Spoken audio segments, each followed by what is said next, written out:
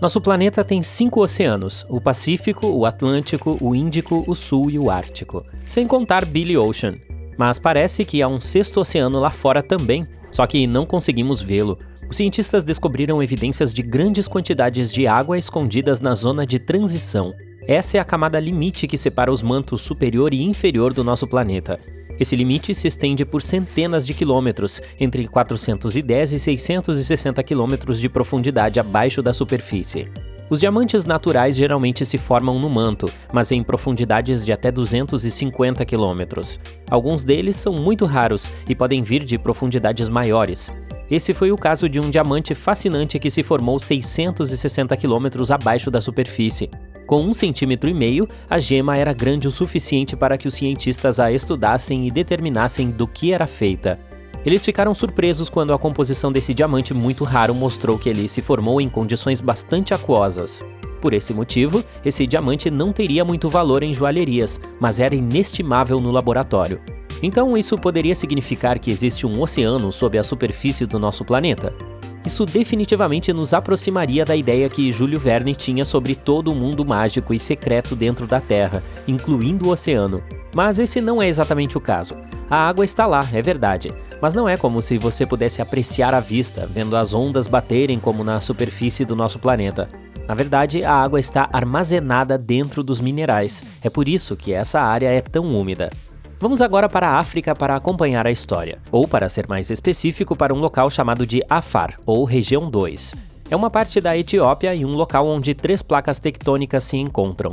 Essas placas são grandes pedaços da crosta do nosso planeta que se movem lentamente. Esses movimentos causam terremotos e produzem vulcões, montanhas, vales submarinos profundos que chamamos de trincheiras e assim por diante. E a região de Afar é onde as placas da Arábia, da Somália e da Núbia se encontram. Juntas, elas formam uma interseção em forma de Y. Por quê? Vou te contar. Essas placas estão se movendo o tempo todo. A placa da Somália está se movendo para o sudeste em direção às placas australiana e indiana. A placa da Arábia está se movendo para o norte, aproximando-se da placa da Eurásia. Em algum momento, ela fechará o Golfo Pérsico. Esse movimento de placas criou algo que chamamos de Grande Vale do Rift, ou Vale da Grande Fenda. Considerando que há, você sabe, todos esses rifts legais. A Cordilheira de Aden a leste, o Rift do Mar Vermelho a oeste, o Rift Oculus e o Rift da África Oriental ao sul. Mas queremos nos concentrar na Fenda da África Oriental, pois ela pode ser a chave para esse potencial 6º oceano, mas desta vez na superfície. Uma fenda continental é um ponto onde 2 placas tectônicas formam um único continente que começam a se separar. Aqui são as placas da Somália e da Núbia. Juntas, elas são partes que formam a África. Se continuarem a se mover em direções separadas, essa fenda atualmente continental pode se tornar o que chamamos de dorsal de expansão oceânica. Em outras palavras, quando as placas estiverem suficientemente afastadas uma da outra, haverá uma enorme fenda entre elas. Dessa forma, o magma fluirá livremente por baixo delas. Ele esfriará e, por fim, começará a criar um novo fundo oceânico.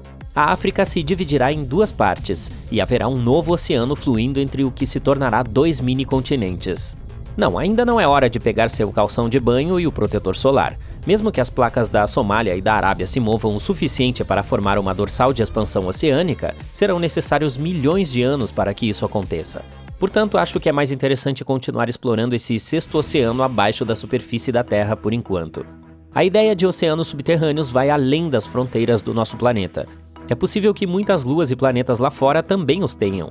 Nosso planeta natal é o único que conhecemos com corpos consistentes de água líquida na superfície, é verdade.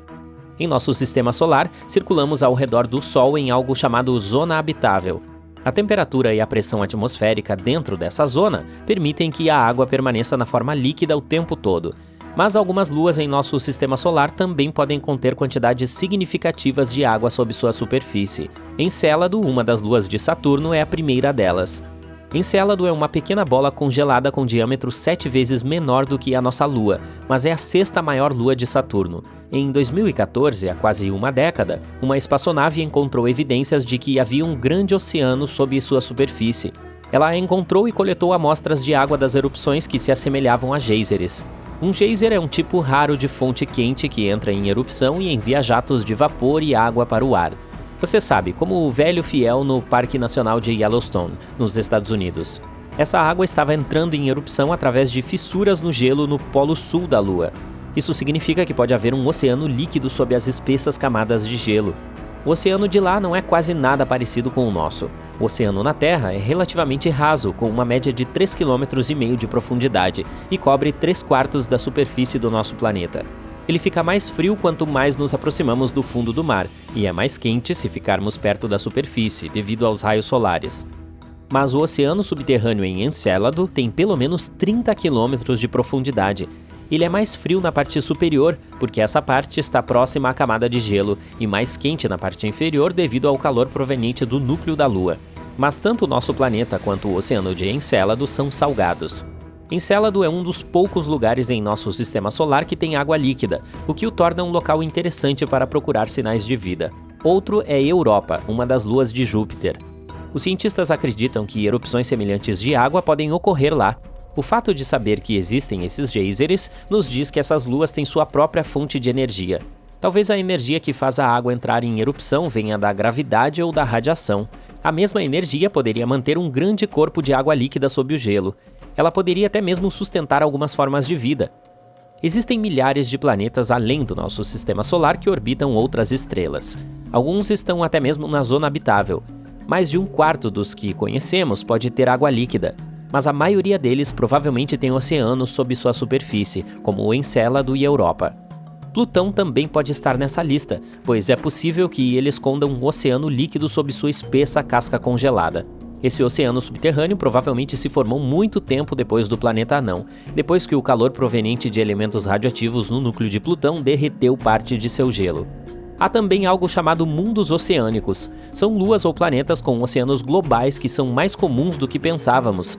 Quer dizer, alguns chamam a Terra de mundo oceânico também, afinal 71% da nossa superfície é água. E quando você olha para o nosso planeta natal do espaço, na maioria das vezes obtém imagens de um mármore azul. Ao explorar outros planetas, especialmente aqueles fora do nosso sistema solar, os pesquisadores geralmente adotam a política de seguir a água. Afinal de contas, a água é o principal elemento que sabemos ser necessário para sustentar a vida. E quando há um mundo oceânico próximo de sua estrela-mãe, os cientistas presumem que ele deve ter se formado bem mais longe e depois se aproximado quando sua órbita diminuiu.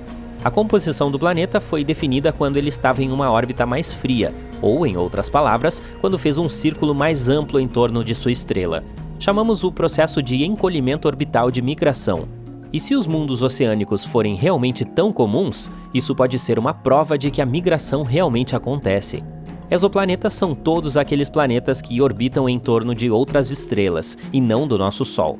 Alguns exoplanetas podem ter oceanos muito mais profundos do que os do nosso sistema solar, centenas ou até milhares de quilômetros de profundidade.